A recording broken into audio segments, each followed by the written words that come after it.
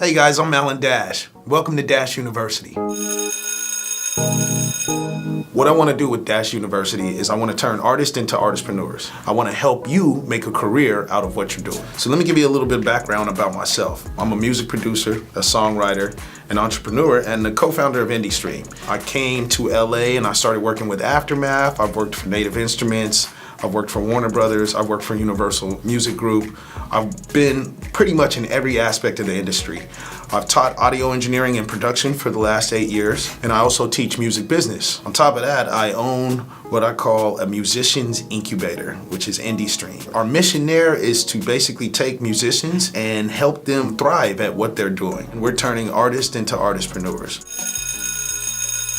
Hey guys, so in this episode, I want to talk about the 5 main ways that artists are making money off of their music. And this is going to be important to you guys because a lot of artists are either looking to get signed by a label or they're looking to find an investor to help them take their music to the next level. So with these 5 main ways is if we can get them to be an efficient and effective revenue stream, guess what?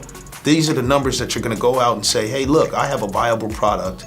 I want to take this to the next level. Please invest in me. So the 5 main ways that we're making money off of music is mechanicals, public performances, performance fees, merchandising, and sync licensing. Mechanicals is a conservative term. It refers to when people had to mechanically produce a product, meaning vinyl or a CD or a cassette. These days, mechanicals is generally coming from streaming, all right?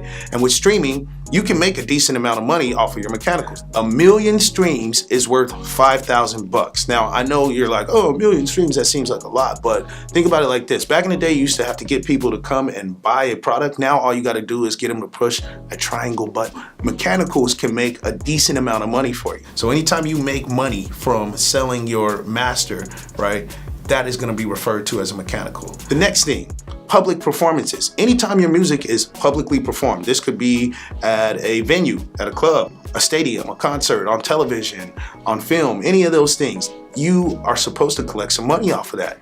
And there's PROs, performance rights organizations, BMI, ASCAP, and CSAC that go out on your behalf and collect this money for you. So anytime that your music is publicly performed, these people are gonna go collect that money for you. The next thing, performance fees. Performance fees are where you are getting paid to show up at a venue to perform. Now, obviously, you've got to have a little bit of traction behind yourself for this venue to pay you. But guess what? They're making a decent amount of money off of ticket sales, off of alcohol, off of food, off of a multitude of things that they're selling at their venue. And the people are coming to the venue because of you. So because of that, you can make a lot of money. There's plenty of independent artists that I know right here in LA that are doing shows, let's say $500 a night, but they're doing 5 to 10 of them a night. So that means that they can make anywhere from $2,500 to $5,000 a month just off of performing. Next thing, merchandise. Guess what? When those people show up at those shows, sometimes they're looking to buy t-shirts, hats, and anything that supports you. So if we can get your merchandising out there, we can make a decent amount of money with that as well. Think about it like this. Let's say you got 300 people that show up to a show and 10 of them buy hats for $30 a piece. Well, you just made $300. This can be a really good, strong source of revenue for your brand. Last but not least, let's talk about sync licensing. Sync licensing is where you are synchronizing your music to either a film, television show, or a video game. These licenses can go anywhere from $100 to $250,000.